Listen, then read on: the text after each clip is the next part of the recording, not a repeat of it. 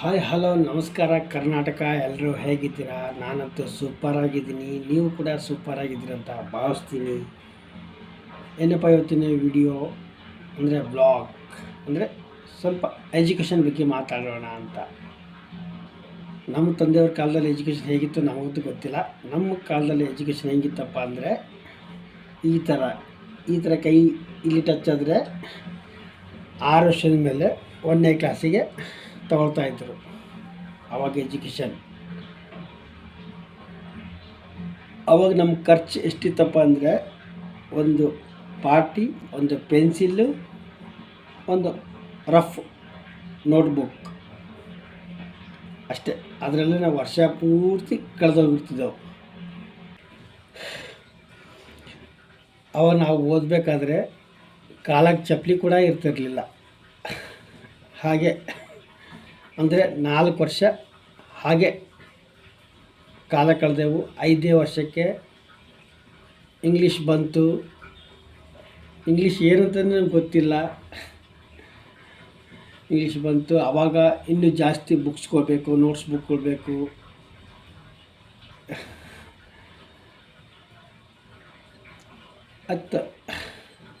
ಆವಾಗ ಬುಕ್ಸ್ ಹೆಂಗೋ ತಂದೆ ತಾಯಿ ಪಾಪ ಕಷ್ಟಪಟ್ಟು ನಮಗೇನು ಬೇಕು ಅವೆಲ್ಲ ತೆಕ್ಕೊಡೋರು. ನಾವು ಕೂಡ ತಗೊಂಡು ಅವಾಗ ಎಷ್ಟೋ ಖುಷಿಯಾಗಿ 5ನೇ ಕ್ಲಾಸ್ ಕೂಡ ಓದ್ತೀವಿ. ಅವಾಗ ನಮಗೆ ಇಂಗ್ಲೀಷ್ ABCD ಏನಂತ ಗೊತ್ತಿಲ್ಲ. ಹೆಂಗೆ ಓದೋದು ಹಿಂಗೆ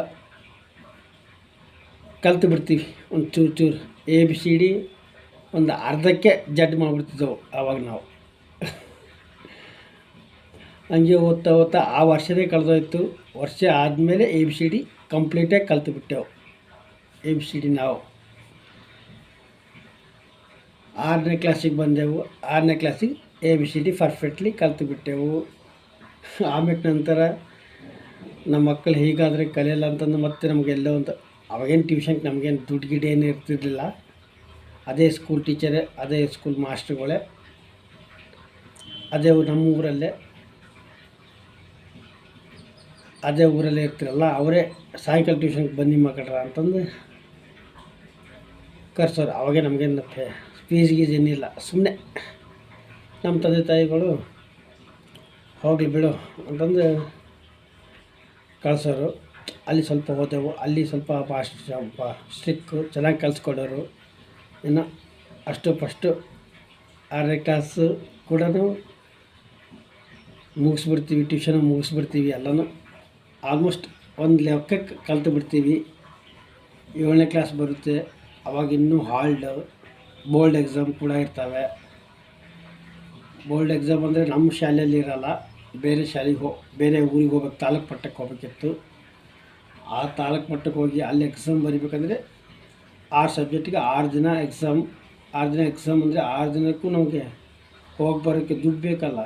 ತುಂಬ ಕಷ್ಟ ಜೀವನ.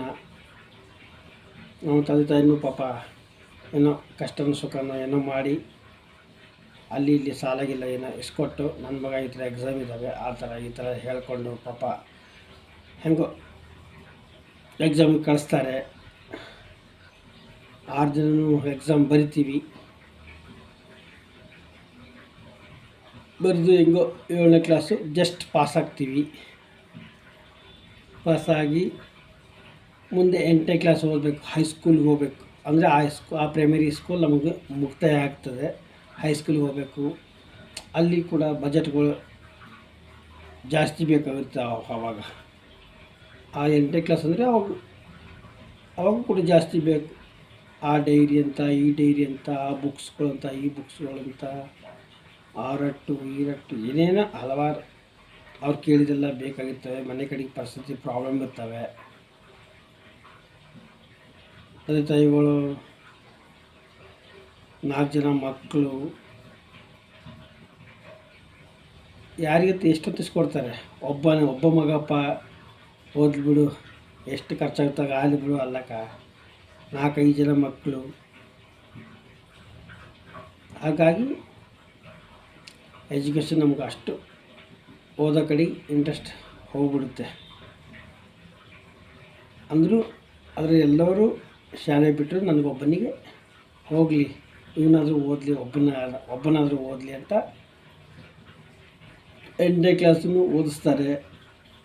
ಆಮೇಲೆ 8 ಚೆನ್ನಾಗಿ ಓದ್ತಿ ಪಾಸ್ ಆಗ್ತೀವಿ. 9ನೇ ಕ್ಲಾಸಿಗೆ ಬರ್ತೀವಿ. ಮನೆ ಕಡೆ ಸ್ವಲ್ಪ ಪ್ರಾಬ್ಲಮ್ ಆಗುತ್ತೆ. ಪ್ರಾಬ್ಲಮ್ ಆದ ತಕ್ಷಣ ನನಗೂ ಯಾಕೋ ನನಗಿಂತ ಚಿಕ್ಕ ಚಿಕ್ಕ ತಮ್ಮದಿರು ಅಣ್ಣದಿರು ಎಲ್ಲರೂ ಶಾಲೆ ಬಿಟ್ಟು ನಾವು ಹಬ್ಬ ಏನು ಓದಬೇಕು ಅಂತ ನಮಗೂ ಇಂಟ್ರೆಸ್ಟ್ ಹೋಗ್ಬಿಡುತ್ತೆ. ನಾವು ಕೂಡ 9ನೇ ಕ್ಲಾಸಿಗೆ ಬಿಟ್ಬಿಡ್ತೀವಿ. ಬಿಟ್ಟು ನಾವು ಕೂಡ ನಮ್ಮ ಜೀವನ ಕೆಲಸ ತಂದೆ ತಾಯಿಗೆ ಹೆಲ್ಪ್ ಮಾಡಬೇಕು, ಸಹಾಯ ಮಾಡಬೇಕು ಅನ್ನೋ ಅಪ್ಡೇಟ್ ನಾವು ಕೂಡ ಚೇಂಜ್ ಆಗ್ತೀವಿ. ಏನಪ್ಪ ಕೆಲಸ ಮಾಡಬೇಕಾದ್ರೆ ಕೆಲವು ದಿನಗಳು ಚೆನ್ನಾಗಿ ಅನ್ನಿಸ್ತದೆ, ನಂತರ ಅವಾಗ ಅನಿಸುತ್ತೆ ಯಾಕಪ್ಪ ನಮ್ಮ ತಂದೆ ತಾಯಿ ಓದಲಿಲ್ಲಪ್ಪ, ಯಾಕನ್ನ ಓದಲಿಲ್ಲಪ್ಪ ಅನ್ನೋ ಫೀಲಿಂಗ್ ಆಗುತ್ತೆ ಅಲ್ವಾ. ಇವಾಗ ನಾವು ಅದೇ ಶಾಲೆ ಹೋಗ್ತೀನಪ್ಪ ಅಂದರೆ ಆ ದಿನಗಳು ಬರಲ್ಲ, ನಮ್ಮ ಏಜು ಕೂಡ ಅಲ್ಲಿದು ಆಗಲ್ಲ ಅಲ್ವಾ. ಕಷ್ಟ ಬಂದಾಗಲೇ ಗೊತ್ತಾಗುತ್ತೆ ಸ್ನೇಹಿತರೆ, ಯಾವತ್ತೇ ಆಗಲಿ ಕಷ್ಟ ಜೀವನ ನೋಡಿ. ಓದಬೇಕಾದ್ರೆ ಕೆಲಸ ಮಾಡಬೇಕು ಅನಿಸ್ತದೆ, ಕೆಲಸ ಮಾಡಬೇಕಾದ್ರೆ ಯಾಕಪ್ಪ ಓದಿಲ್ಲ ಅನಿಸುತ್ತೆ ಜೀವನ. ನಾವು ಕೂಡ ಹೆಂಗೋ ಆಯಿತು, ನಾವು ಮುಂದೆ ಓದೋಂತ ಹೇಳಿದ್ರು ಕೂಡ ನಾವು ಓದೋಕ್ಕೆ ಹೋಗಲಿಲ್ಲ. ಯಾಕಂದರೆ ಆವಾಗ ನಾಚಿಕೆ ಸ್ವಭಾವ, ದೊಡ್ಡವರು ನಮಗಿಂತ ಚಿಕ್ಕ ಚಿಕ್ಕ ಮಕ್ಕಳೆಲ್ಲ ಬಂದಿರ್ತಾರೆ, ಅವ್ರ ಹತ್ರ ಏನು ಓದೋದು ಹೋಗಿಬಿಡು ಅಂತ ನಾವು ಕೂಡ ಅಲ್ಲಿಗೆ ಸ್ಟಾಪ್ ಮಾಡಿಬಿಡ್ತೀವಿ, ಫುಲ್ ಸ್ಟಾಪ್. ಆಯ್ತು, ನಮ್ಮ ಜೀವನ ನಮ್ಮ ಎಜುಕೇಷನ್ ಮುಗೀತು ಅಷ್ಟೇ. 9ನೇ ಕ್ಲಾಸಿಗೆ ಮುಗಿದೋಗುತ್ತೆ. ಹಳ್ಳಿ ಜೀವನ, ಕಷ್ಟ ಜೀವನ. ಆಮೇಲೆ ನಾವೇನು ಮಾಡ್ತೀವಿ, ಬೆಂಗಳೂರು ಜೀವನ ಹೆಜ್ಜೆ ಹಾಕ್ತೀವಿ ಕೆಲಸ ಮಾಡೋಕ್ಕೆ. ಕಷ್ಟಪಟ್ಟು ಏನೋ ಹಳ್ಳಿದಾಗಾದರೆ ಒಂದು ಟೈಮ್ 2-3 ಡೇಸ್ ಕುಂತ್ರು ಭೀ ಏನೂ ಪ್ರಾಬ್ಲಮ್ ಆಗಲ್ಲ, ಆರಾಮಾಗಿ ಜೀವನ ಮಾಡ್ತೀವಿ. ಬಟ್ ಬೆಂಗಳೂರು ಜೀವನ ಹಾಗಲ್ಲ. ಒಂದಿನ ಕುಂತರೆ 8 ಮೇಲೆ 8 ಬೀಳ್ತಾನೆ ಇರ್ತವೆ, ಆ ಥರ ಜೀವನ. ಬಟ್ ಬೆಂಗಳೂರು ಜೀವನ ಭಾರಿ ಕಷ್ಟ. ಬಟ್ ಏನಂದರೆ ಮಾಡಬೇಕಷ್ಟೆ, ರಿಸ್ಕ್ ತೊಗೋಬೇಕು, ಕಷ್ಟಪಡಬೇಕು. ಕಷ್ಟಪಡ್ತಾಯಿದ್ದೀವಿ ನೋಡಿ.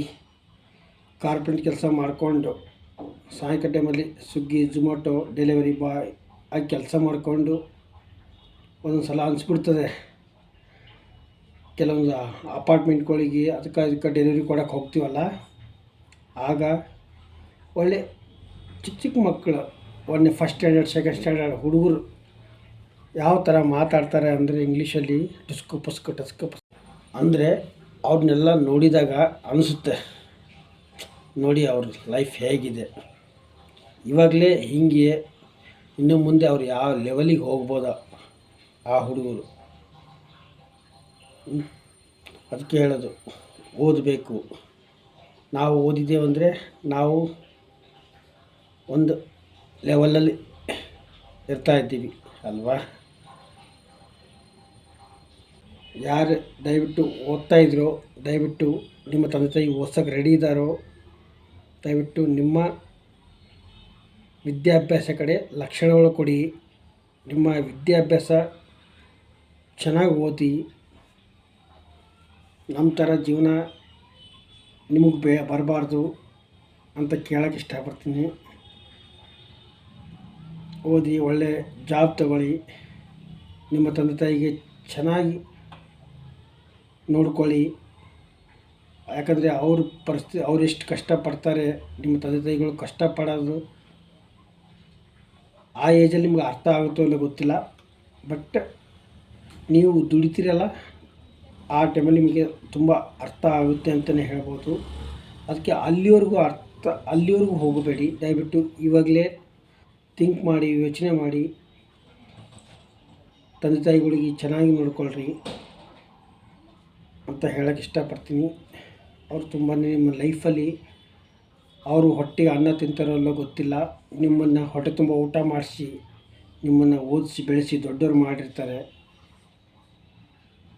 ಹಾಗಾಗಿ ಚೆನ್ನಾಗಿ ಓದಿ ಮತ್ತು ನಿಮ್ಮ ತಂದೆ ತಾಯಿಗೆ ಚೆನ್ನಾಗಿ ನೋಡ್ಕೊಳ್ಳಿ ಅಂತ ಹೇಳಕ್ಕೆ. ಯಾಕಂದರೆ ನಾವು ನಮ್ಮ ತಂದೆ ತಾಯಿ ಕಷ್ಟಪಟ್ಟಿದ್ದಾರೆ, ಬಟ್ ನಾವು ದುಡಿಯೋ ಏಜಲ್ಲಿ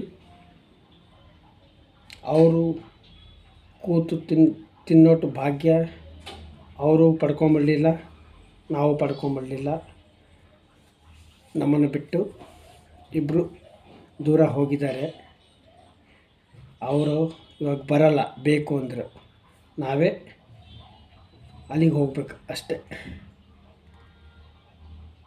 ಹಾಗಾಗಿ ಎಲ್ಲರೂ ಪ್ರತಿಯೊಬ್ಬರಿಗೆ ಹೇಳ್ದೆ ಅಷ್ಟೇ, ಚೆನ್ನಾಗಿ ಓದಿ ಅಲ್ಲಿ ಇಲ್ಲಿ ಅಪಪೋಲಿ ಸುತ್ತೋದನ್ನು ಬಿಟ್ಟು ನಿಮ್ಮ ತಂದೆ ತಾಯಿ ಮಾತುಗಳಿಗೆ ಬೆಲೆ ಕೊಡಿ.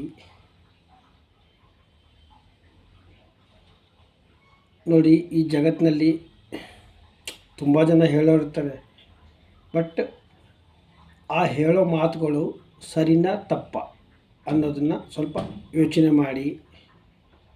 ಅದೇ ನಿಮ್ಮ ತಂದೆ ತಾಯಿ ಹೇಳೋ ಮಾತುಗಳು ನಿಮಗೆ ಕಹಿ ಅನಿಸ್ಬೋದು, ಬಟ್ ಅದು ಕರೆಕ್ಟಾಗಿರ್ತದೆ, ಸತ್ಯವಾಗಿರ್ತದೆ. ಹಾಗಾಗಿ ಅವ್ರ ಮಾತುಗಳಿಗೆ ಬೆಲೆ ಕೊಡಿ, ಅವ್ರ ಮಾತಿಗೆ ರೆಸ್ಪೆಕ್ಟ್ ಕೊಡಿ ಅಂತ ಹೇಳೋಕ್ಕೆ ಇಷ್ಟಪಡ್ತೀನಿ.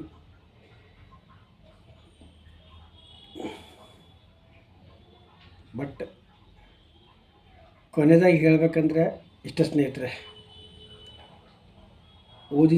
ಓದಬೇಕು, ಓದಿದ್ರೆ ಮಾತ್ರ ಬೆಂಗಳೂರಲ್ಲಿ ಚೆನ್ನಾಗಿರ್ಬೋದು, ರಾಜನಾಗಿ ಬದುಕ್ಬೋದು.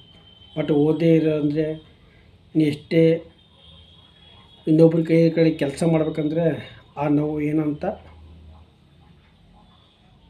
ಹೇಳೋಕ್ಕಾಗಲ್ಲ, ಅದು ಅನುಭವ ಆದವ್ರಿಗೆ ಗೊತ್ತಿರುತ್ತೆ. ಹಾಗಾಗಿ ಎಲ್ಲರೂ ಅಷ್ಟೇ ಓದಿ ಚೆನ್ನಾಗಿ ಒಳ್ಳೆ ಜಾಬನ್ನು ಮಾಡ್ಕೊಳ್ಳಿ, ಹ್ಯಾಪಿಯಾಗಿರಿ ನಿಮ್ಮ ಫ್ಯಾಮಿಲಿ ಜೊತೆ, ನಿಮ್ಮ ಎಲ್ಲರ ಜೊತೆನೂ ಅಂತ ಹೇಳೋಕ್ಕೆ ಇಷ್ಟಪಡ್ತೀನಿ. ಈ ವಿಡಿಯೋನ ಇಲ್ಲಿಗೆ ಎಂಡ್ ಮಾಡ್ತೀನಿ. ಮತ್ತೆ ಇದೇ ಥರ ವಿಡಿಯೋಗಾಗಿ ಮತ್ತೆ ಸಿಗ್ತೀನಿ. ಹೊಸಬರು ಯಾರು ನೋಡ್ತಾಯಿದ್ರೆ ದಯವಿಟ್ಟು ಸಬ್ಸ್ಕ್ರೈಬ್ ಮಾಡಿ ನೋಡ್ಕೊಳ್ಳಿ. ಹಾಗೆ ಕೆಲವು ವಿಡಿಯೋಗಳಿಗೆ ತುಂಬ ಸಪೋರ್ಟ್ ಮಾಡ್ತಾಯಿದ್ದೀರಾ, ಇದೇ ಥರ ಸಪೋರ್ಟ್ ಹೀಗೆ ಇರಲಿ ಅಂತ ಕೇಳ್ತಾ ಈ ವಿಡಿಯೋನ ಇಲ್ಲಿಗೆ ಎಂಡ್ ಮಾಡ್ತೀನಿ. ಬಾಯ್.